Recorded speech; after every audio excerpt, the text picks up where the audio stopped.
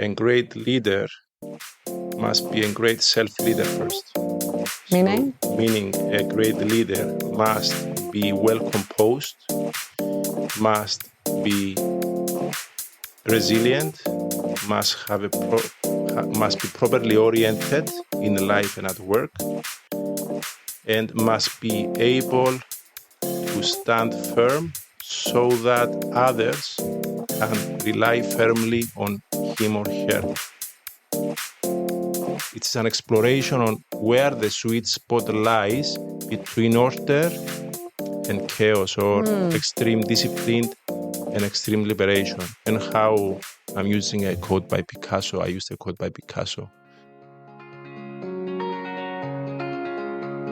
I'm Farah Shammas. Welcome to Hotel Talk. We hope you enjoy listening to this friendly conversation between people connected by real life in hotels. Welcome back, everyone, to another episode of Hotel Talk. And this one is Hotel Talk meets Marvel Talks. So I have a fellow podcaster with me today, Philippos Aristotelous, who is, maybe some of you don't know, a lawyer, consultant. He's an author, TedX speaker, coach, and of course, I've just mentioned a podcast host. Philippe, thank you so much for being here. Thank you for the invitation. I'm so happy that we're having this chat. I know, we finally managed it. I think it's over a year we've been talking about it. And we're like, yeah, we'll do it. And then, yeah, here we are. The stars aligned. So, okay, let's start at the beginning. Tell us about you. And not just you as an adult. I want you. Like, who are you? Why are you? And you from a baby up. Okay. For as long as I can remember, I think I've been a creative / expressive type of person. So I guess that touches on my temperament a bit. And of course, temperament drives us into certain directions in life. And my temperament combined with my upbringing and my parental guidance initially led me down the path of law. Okay, so you see I jumped the first 18 years quite. So, okay, are we specific now? Where were you born? Okay, that back. Yes. All right. Yeah. I was born in Limassol. Single child? You have brothers, sisters? I have an older sister, 3 years older than me. Grew up in a household with two civil servants, loving civil servants. And why did you decide to study law then? I decided to study law because initially my first project or plan was to study medicine. And that plan got frustrated for reasons that will take us too long to, Don't worry. Unfold. So you went into law, okay. Yeah. And I'm going to jump now. Feel free. And then you left the corporate world. Yeah. So what happened from this, let's say 18, 19-year-old, I'm going to go and become a lawyer, to becoming a lawyer, to then some years down the line saying, oh, I don't want to be in this field? Okay. Yeah. That's a great question. So I was a lawyer for around 14, 15 years. Actually, I had a great career. I made it into partner in one of the biggest law firms on the island. And then I left 6 years ago. That was like May 2018. I decided to just leave. And I channeled myself into completely new horizons. And the reason why that happened, it was, I guess, I'm still reflecting on it. I suppose it's a combination of a severe burnout, a middle-age crisis, and perhaps my ever-ending temperamental yearning for a more creative and expressive path in life. That's so interesting. And I thank you for bringing up burnout. It's a topic that we have discussed on this podcast a few times now. And it's something that I think has come to the forefront of media a lot. So people being more open and honest about burnout. Many people in tough career paths. And in hotels, we see burnout quite a lot with people who reach about 40 years old. It's a 24/7 lifestyle. So in your burnout, then, how did you get back from that? Because it's debilitating to suddenly have a crash and wonder where your life then is going. And I think a lot of people, it can lead to depression and so many other unwanted feelings. So how did you, going from burnout, then recreate yourself and find a new path to happiness? Well, when I left the legal career, I took a sabbatical, so to speak. I was able and I had the luxury and the support from my environment, because you don't press that button lightly. I had The eject seat. I had 2 kids at the time. Now I have 3. So, all right. You're like me. We've got 3 kids as well. Yes. So, okay, that's a different discussion. But the discussion as to how and when you press that button is significant. So I had that covered, let's say. So I had the support to do it.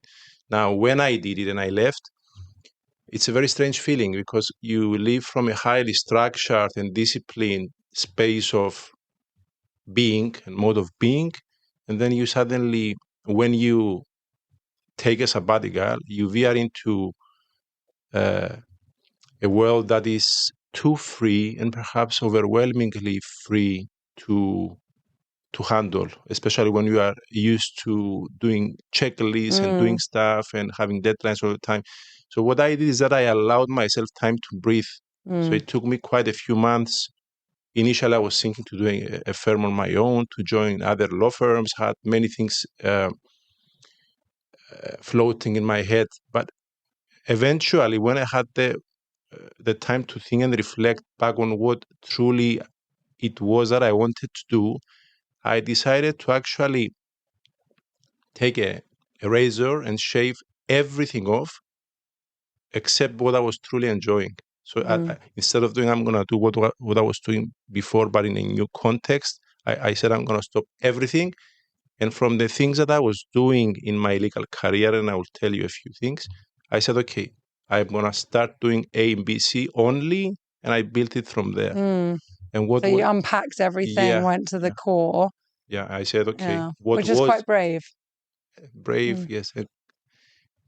It touches on my temperament, again, as an explorer, as somebody who likes to try out new things. And do you think, I love going back to childhood, do you think that liking that structure that you were living for so long maybe also came from when you were younger? If your parents were both civil servants, I'm sure they both liked rules and structure, and so you followed that path of what you were used to as a child into law, but then recognized that your core wasn't for that.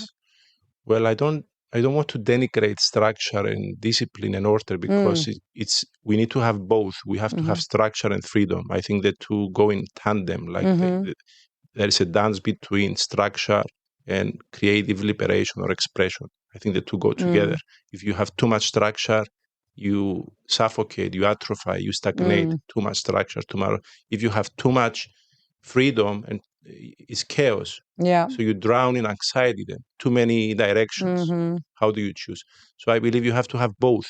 But an excessive obsession with either domain, either too much structure, too much discipline, or too much freedom, both are not problematic. Good. So there has to be a combination. But yes, I was brought up in a quite, not too strict, but in a structured and environment, and that leap outside the whole pathway that I had was quite novel and intriguing and a bit scaring as well, because it was too much freedom for me. What do I do? Suddenly you wake up and yes, what do I do? Do I jump right back in? No. And I did what I said before. I said, I'm going to do gradually what I love and see where it takes me. That was the approach. So moving forward to now, then, you've written a book, which is here, The Marvel of Happiness. You're also a TEDx speaker, as I said, and you're a consultant. And I think you focus on leadership, don't you, and company culture. Yep. So how did that then come about? And tell us a bit about that. Okay. Because of my own experience in the corporate world as a leader, with many people and teams under my, let's say, supervision, I believe I was blessed to have real world experience in terms of how to manage people.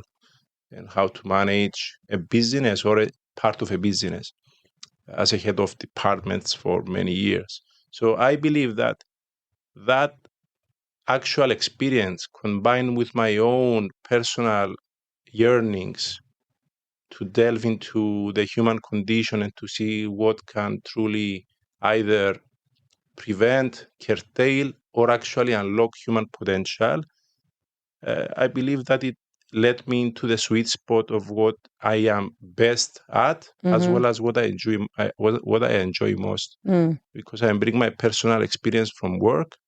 So I pepper it with my personal interest in personal development and professional development, and I feel that I am at the intersection of where I'm good at and what I enjoy doing. I'm not sure if I answered. Did I answer? No, it's good. It's good. But I want to get into more about leadership, which Sure, is a big topic. sure. So I'll start off with then what makes a great leader? Okay. A great leader must be a great self-leader first. Meaning? So, meaning a great leader must be well composed, must be resilient, must have must be properly oriented in life and at work, and must be able to stand firm so that others can rely firmly on him or her. So it's a bit difficult to be weak, not physically, weak as a character, weak in terms of your values orientation, weak in terms of your self-awareness and your ability to understand yourself and to improve yourself and to guide yourself, and then expect that you will be able to guide others. You must be like a lighthouse for others. So you can either be the lighthouse or the storm. A leader has to be able to embody, let's say, a mode of being that is akin to a lighthouse. He or she must have a firmness and solidity and composure. Because if the leader is chaotic, it is really difficult to be able to cultivate people who will be firm. So you have to be a point of stability. And how do you do that? By working on yourself, by understanding yourself, by properly orienting yourself on a path that is truthful and meaningful and important for you. And when you are able to do that, you are less likely to be affected by the vicissitudes of life and of work. So you are firm. That's why I believe that self-leadership is the first component to a leader. So lead yourself first and then lead others. And in your consulting, you also help companies with their culture. So I'm sure the majority that call you in obviously have some form of a problem or an issue that they need improved. What is it that makes companies have bad cultures? Because that doesn't happen overnight. I mean, it's years in the making. So what is it and how does someone go about fixing it?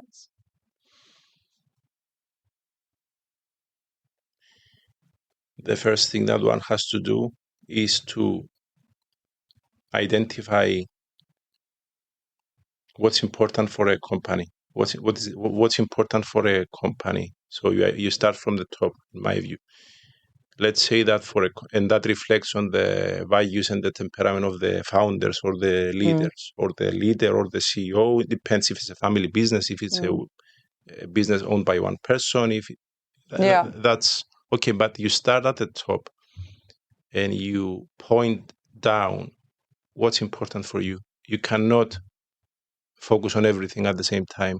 We live in a world of finite resources, so you cannot be everything for everyone. Okay, so you have to say, I am, let's say, a law firm that values success, innovation, and excellence.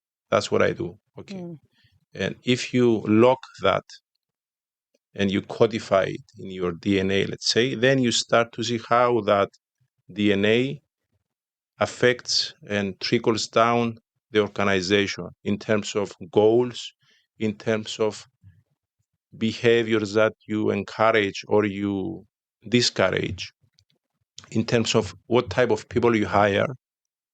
And I will give examples not to be abstract, in terms of how you appraise people, and in terms of what the managers should pay attention to, so as to ensure that the ship will sail in the direction that it wills to sail.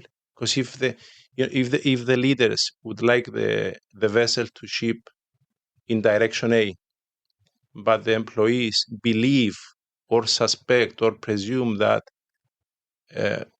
moving towards direction B is okay, then you have mismatches and clashes and misunderstandings.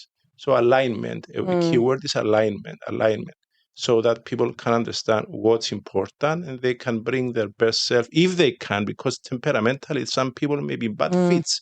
So if you're a disruptive company and you depend on constant innovation, this is the opposite end of the civil service space, where there is conservatism, there is predictability, there is stability. So depending on what you want to be, this will affect your hiring, your performance management, the discussions, the dialogue within the organization. So you have to have a clear goal. Where do you see? Well, there are two and paths. Was it you that pasted? And I love the quote. Like, sometimes the best thing somebody can do for a company is to leave it. So if there's a rotten apple within the company, or there's someone who, it might be great people, but they're just not in line with the direction the company is going, then it's better that they're not part of that team if they can't I believe align, so. with it. Because if you are not aligned with the company, or if you are unable to align because of your character or your own personal constitution to align with the company, it is quite likely that you will feel that you are not validated or appreciated or appraised positively, inevitably, because if the company values A and you are B, for whatever reason, okay, maybe it's not your fault. Maybe you need to. So, but if you are not, then inevitably going to the individual psychology, it's going to be difficult to feel valued there, because what you bring to the house is not what the house needs. So, okay, let's say an employee is a bad match. And if the company has a clear DNA and a clear code of what's important for the company, then how can this employee feel valued? And if the employee doesn't feel valued, it is likely that the employee will feel sad, or if maybe even resentful, because if you are not valued, you feel that you're not worthy.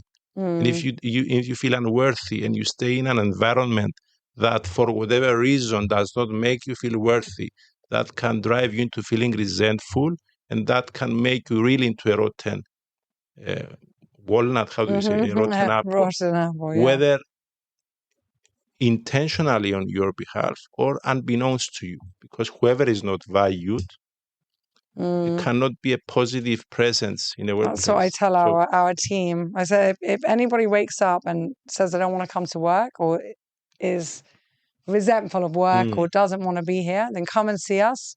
We'll do our best to fix the problem. Or if we can't, and you're not happy here, life is too short, we'll actually help you find a job in a different hotel, a different industry, a different whatever it is. And I've done it with some people that their circle is closed in this industry, or even just our hotel, and then help them move on to find something else that excites them. That's great, because if the person stays in a workplace for too long, they become very weak. Then it's like the boiling frog paradigm. No, it's a proverbial story.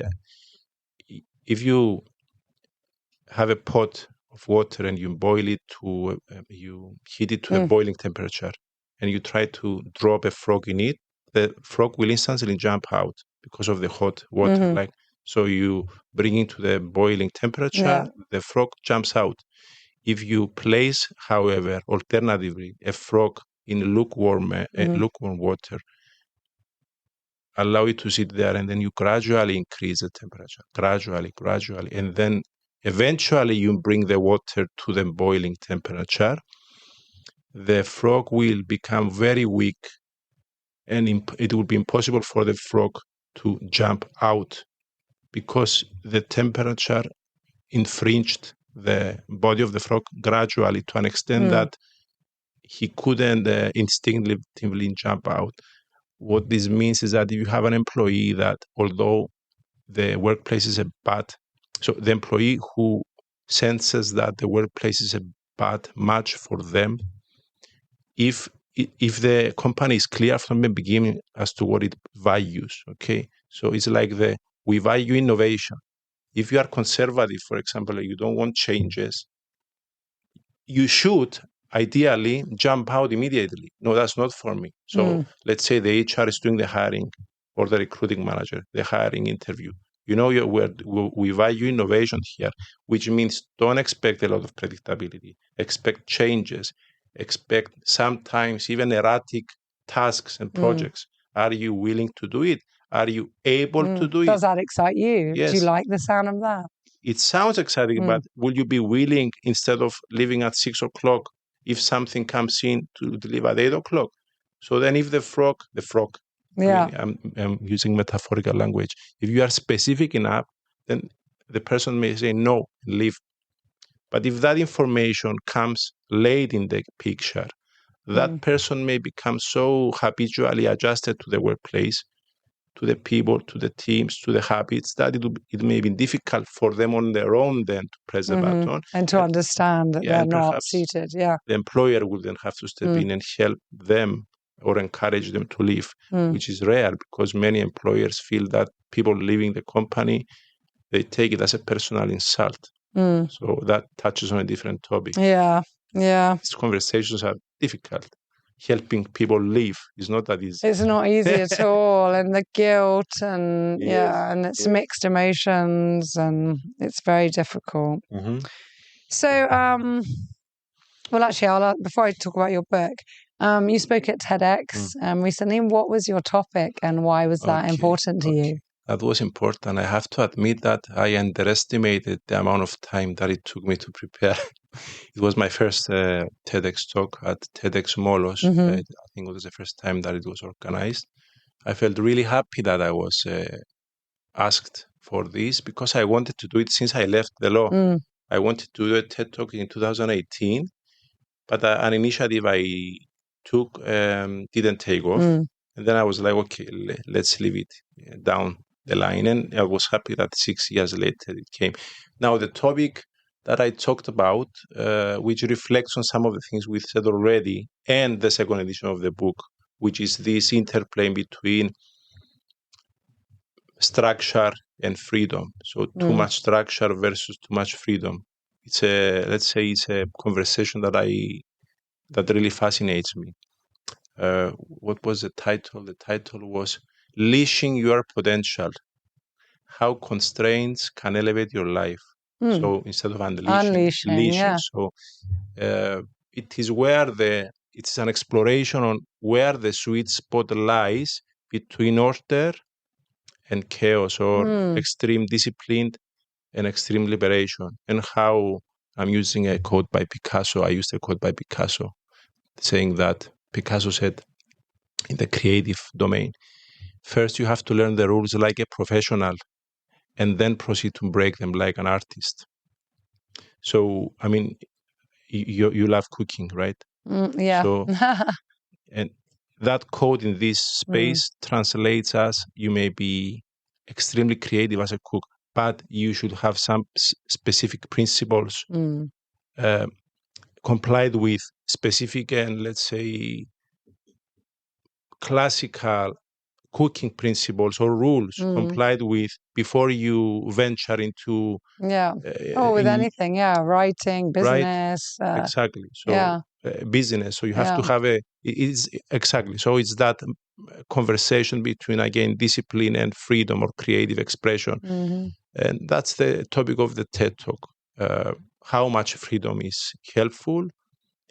How much constraint, let's say, it's helpful in the domain of creativity, life, work, health. So that's the backbone of the talk.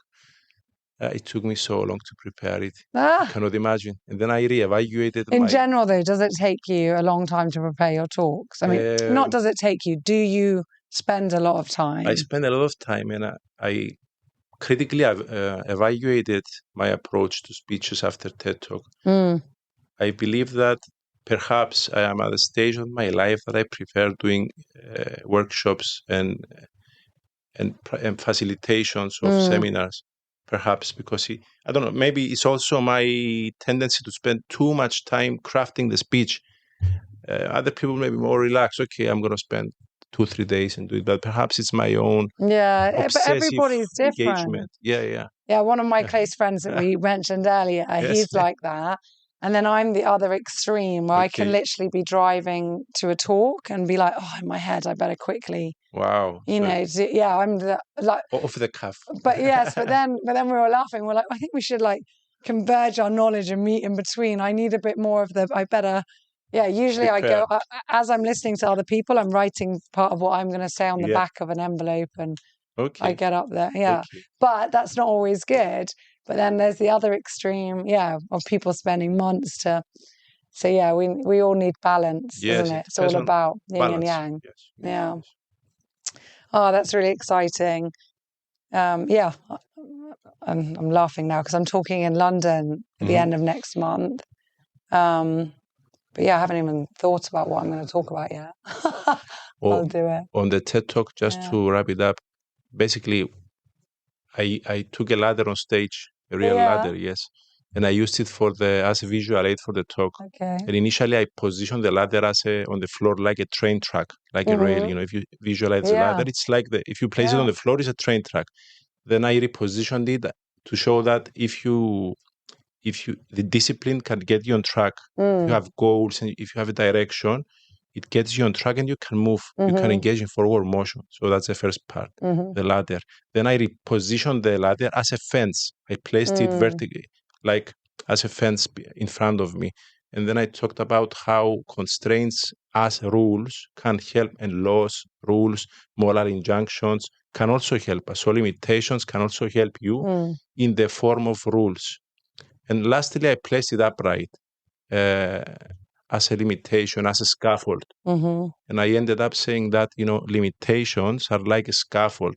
The problems, our challenges, they help us elevate our lives and they help us grow. So that's why perhaps it took so much time, because that's interesting. It was worth it, I think. Yeah. That's so nice. Back to you. So, let's go on to your book now. So, The Marvel of Happiness. Now, you said Marvel is an acronym. Yes, I want to know what it is. And what inspired you to write this book? Tell us a bit about this. Okay. When I left law, one of the first things I did as part of my new toolkit of services was I did a public talk about engagement in general. And it was called Abracadabra. It was a public talk with some magic tricks. It was quite successful. More than 120 people came. It was at the late Curium Hotel. So I had gathered huge amounts of material at that time, which then led me to write my previous book that was called The Marvel of Engagement, about employees' engagement, so workplace happiness, okay? So that was the book I published in 2019. Then my train of thought led me into thinking that perhaps the principles that I will tell you now about the acronym in this model, it's a model, is not only limited to the workplace, but actually you can use them for personal development. So this acronym that I'm going to tell you about is not only confined to the workplace.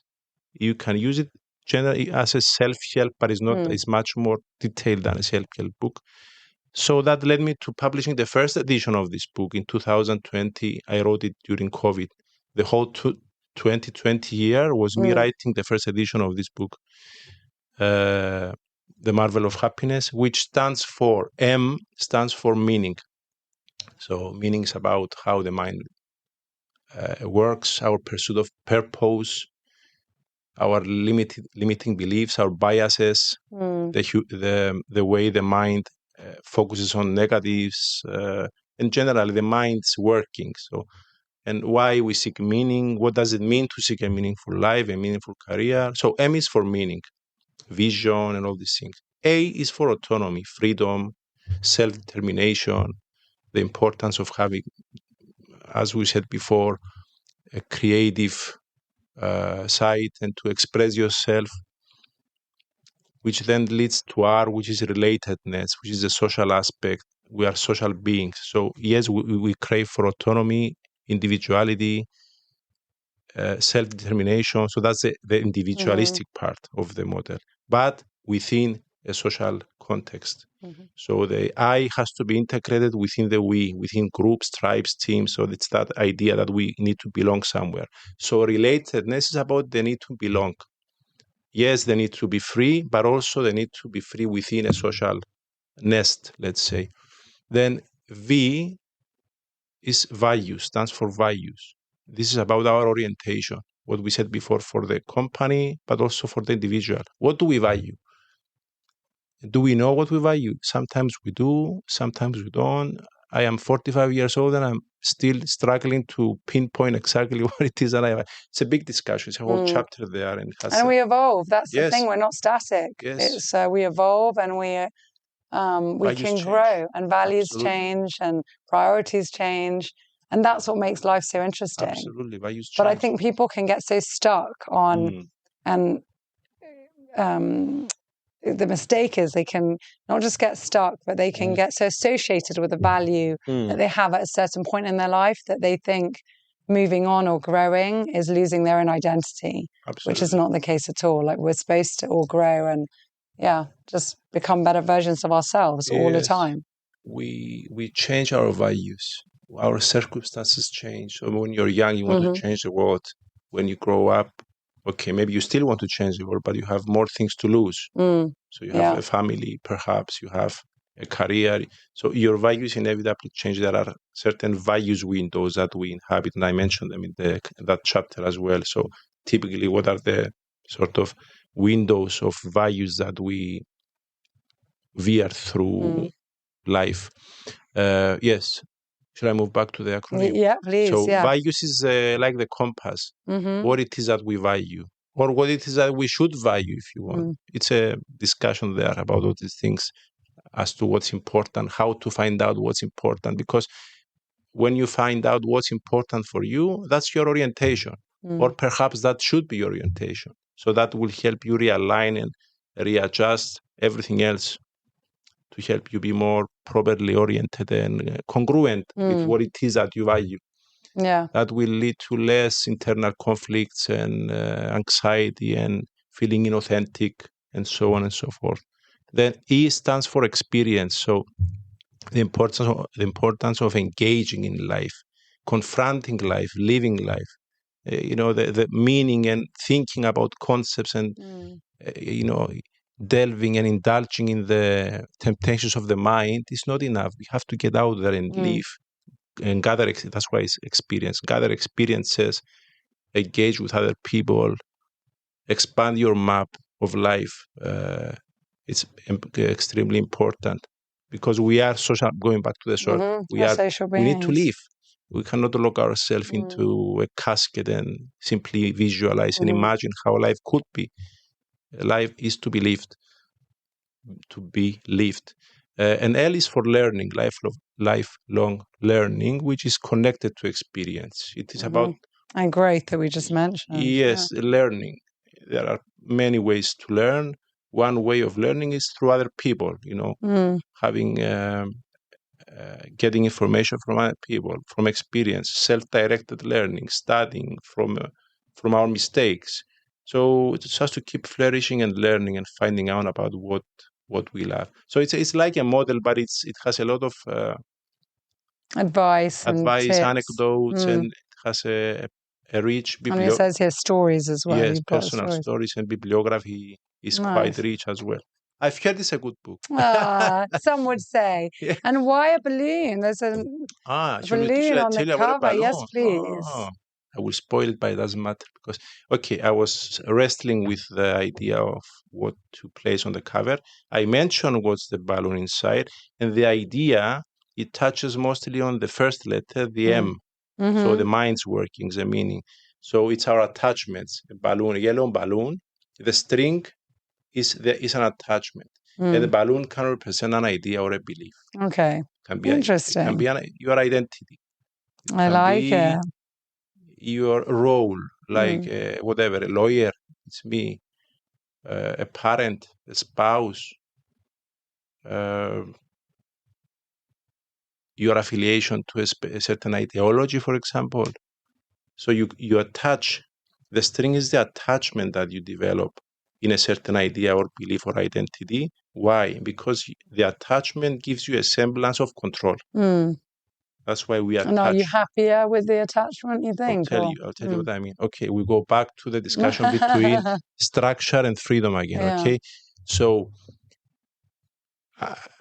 if you detach yourself from everything that you are or that you believe to be, I believe that's psychologically very dangerous, because that can erode or undermine your sense of stability and who you are. So we cannot suddenly, I believe, detach from all types of attachments. But the problem with attachments,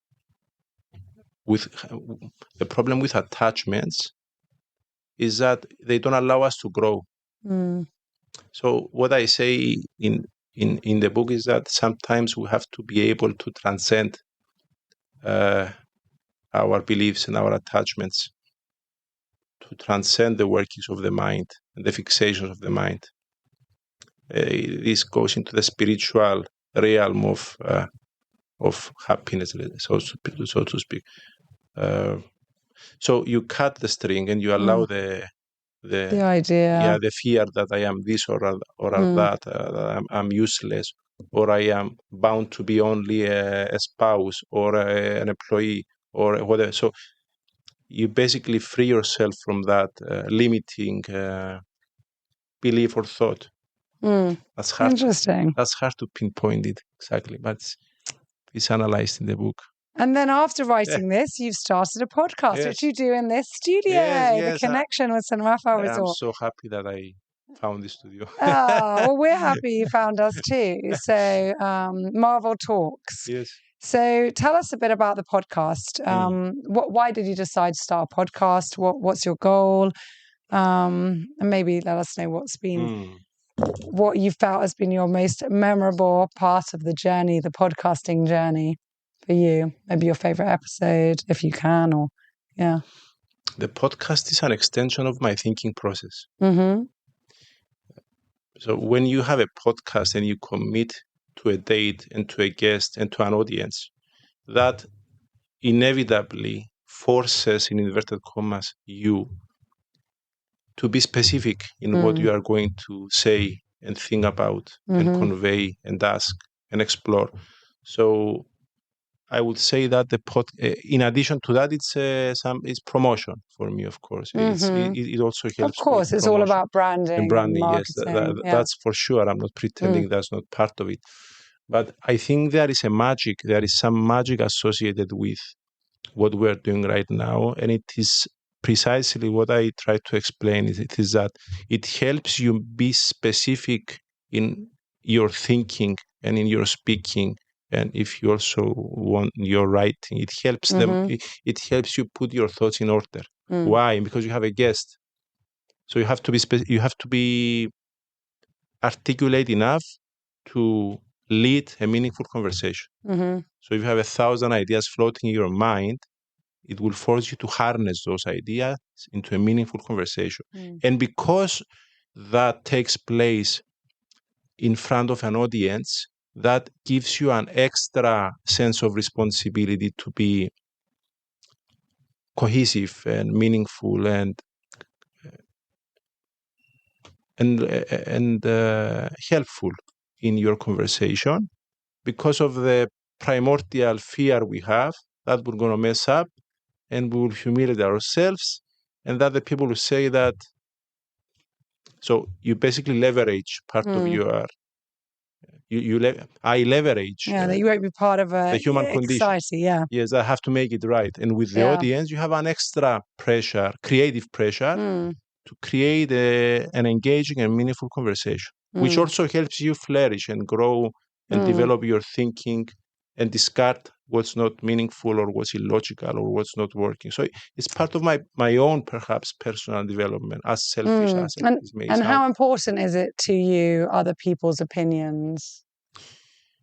Now that we've very started important, on that. because in the learning chapter of the book, I am very specific as to how valuable other people are as extra sets of ears and eyes for our own flourishing. So the information that comes from other people is perhaps the most important source of information and learning that we get. The feedback. The feedback. But maybe specific people, because not everyone. Okay. Yes. Yeah. Well, I tend to invite people who I believe are part of the professional ecosystem that I concentrate on. Yes, I focus on, but also who have things that are of interest to me. Yeah, so you can learn, you can develop. And also it's a more interesting conversation because you're genuinely interested engaged and curious. So last time I had the chief of inclusion and diversity of PwC, Cleo Papadopoulou. I'm really, really interested in these conversations about inclusion. They're very hot today, the diversity, these huge discussions in the culture, the culture talks and culture wars. So I'm very interested in that. And there are no clear-cut answers. So if you... Well, there's no right or wrong. No. I mean, very briefly, one of the topics that are very contested today is like the quotas for the quality and diversity, to get more women on board. So the quotas. And Cleo told me something I never thought before, that people think that quotas are like oppressive measures to suppress meritocracy, right? But no, she said that actually what we do is not apply quotas. So we don't force people to sit on boards who may or may not be competent. Yes. What we do is we set targets, which means we have we should set a target for 2024 as to, for example, how many women to promote to partnership, and that's a target, not a quota. Semantics play a big difference. Yeah. So just a small point it's of a difficult. huge... I mean, as a woman, I'm very obviously pro women's rights and place at work, but then it's difficult because do they even want some of those positions that are available? Are they capable of doing them? Some, they don't want to have that responsibility. Maybe they want to balance their home life. Maybe. So you've got to, really look at things on an individual level. Yep. But I'm very proud in this hotel we have 50% That's fantastic. women, employed. So it's a good thing. So if you had one wish for the world, what would it be? That's a great question. Yeah.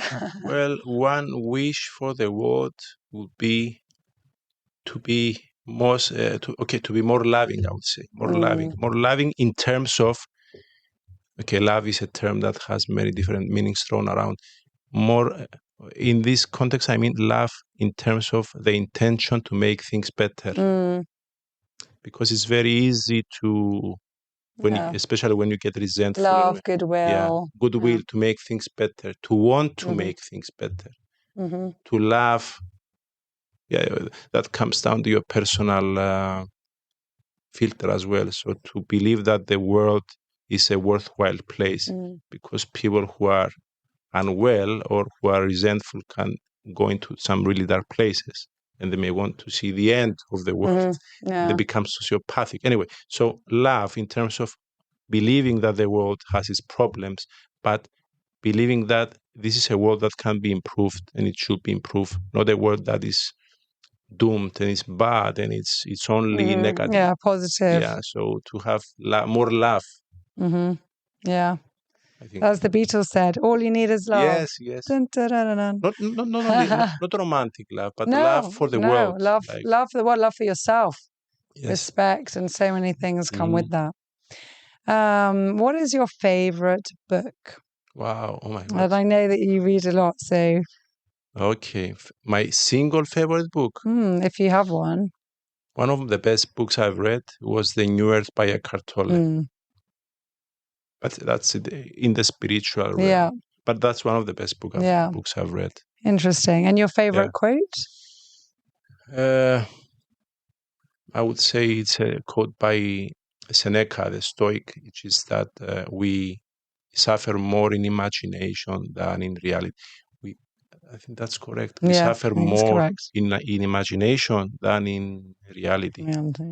Thinking about things sometimes. Yes, thinking about things. And that's so applicable today because that's what anxiety is. It's all this fear and worrying about the future that hasn't even happened, and it manifests in this.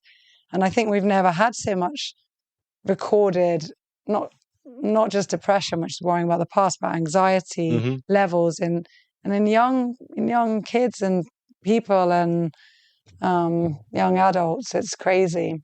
So there is so much comparison. We have to not worry. And status concerns today is unprecedented. Yeah, absolutely, especially after the pandemic. So we're on our final question. Okay. Let's dig into the bonus question. Pick out any one you want. I'll read it to you. Sure. Let's see. What did you get in here? So this is from Yorgos in maintenance.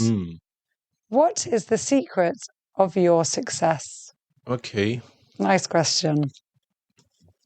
What's the secret of your success? Always showing up where you're expected to show up. Always showing up. Yeah. When you are expected to show up. There you go. To your appointments or like literally where everywhere. Life has thrown you? Everywhere. No appointment is useless. Everything, even the fact that you always show up, helps you be a responsible and dutiful and responsive person, regardless of the specific nature of the appointment. And we can learn so much. You know, sometimes things don't make sense. And 10 years later, you say, oh, I remember I was talking to someone once and they said this. And there's the ripple effect in everything.